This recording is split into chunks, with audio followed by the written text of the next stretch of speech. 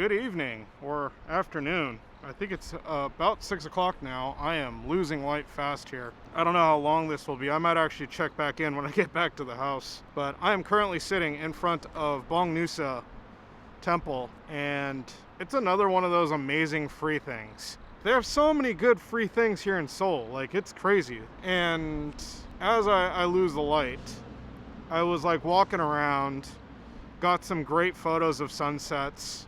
I was like able to really see a lot of the church or the temple, but mind you, they're doing a lot of COVID type preventions to keep people further apart from each other, maintain numbers. As I'm leaving right now, like I'm sitting in their parking lot, I noticed that more cars have come in. So I think they're doing some sort of event, perhaps, and they've segregated people. And now they're definitely doing construction work here or renovations, and that's nothing new to them. This temple actually was moved here. It's also changed names. It wasn't Bongeunsa before a queen, I believe, or an empress changed the name to it. And I'll put the name of what it used to be on the screen. It's one of those places where it's been devastated quite a few times. It wasn't originally here, like I said. One of the times that it got, I think after the Japanese destroyed it during one of their invasions, they moved it here to Seoul. And they just kind of added on to it, plus kept the original state of it. Originally it was created in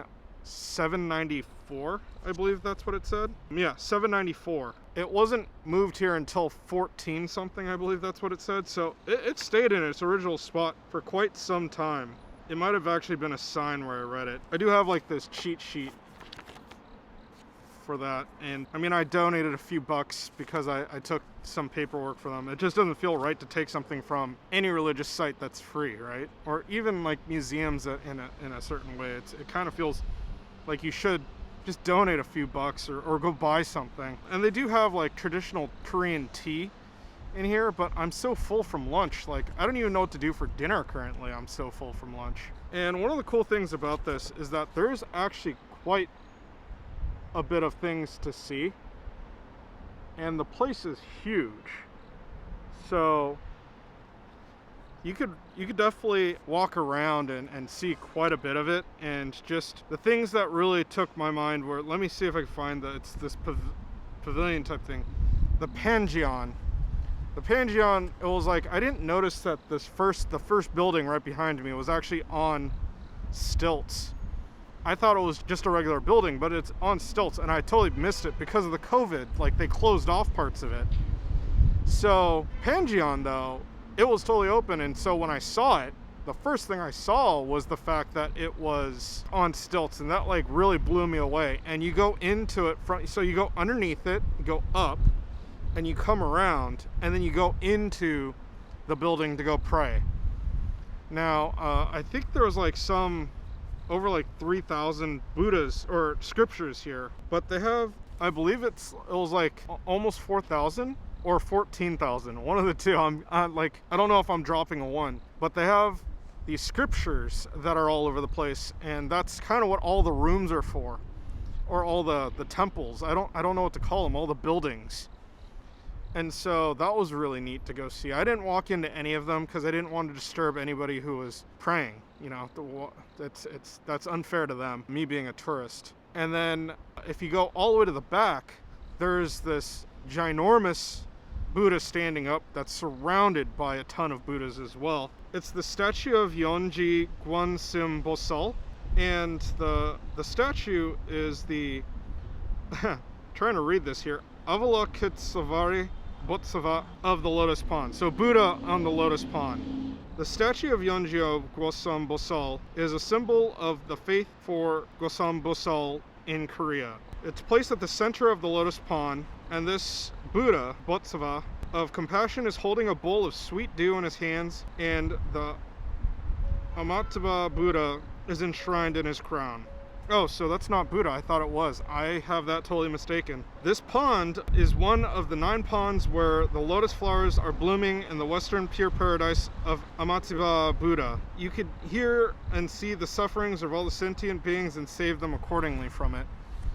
And surrounding the Buddha is just a bunch of little statues of Buddhas as well.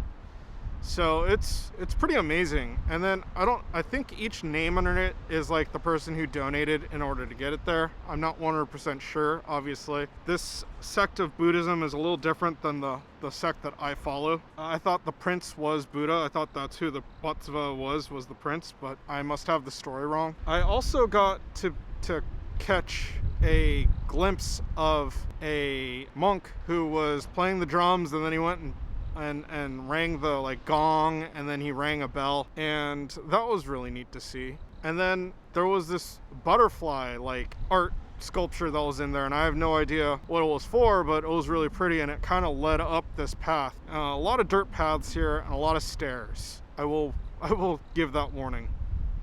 And then lastly, there was a temple stay area where you could stay here at the temple and learn a little bit more about the Buddhism if you're interested. I don't know how much it cost. I'm sure it probably says on this brochure. Yep, there it is. It's 70,000 won per person. It's a 2-day, 1-night program. You need to make a reservation either by phone or email, or it's highly suggested that you do that at least a week in advance is what it says. And it looks really nice. Actually, behind it, it looks like there's kind of a hotel type deal. So I don't know, that might be something interesting to try. Right next to it was this kind of board for supporting, like giving support to students that are like local students.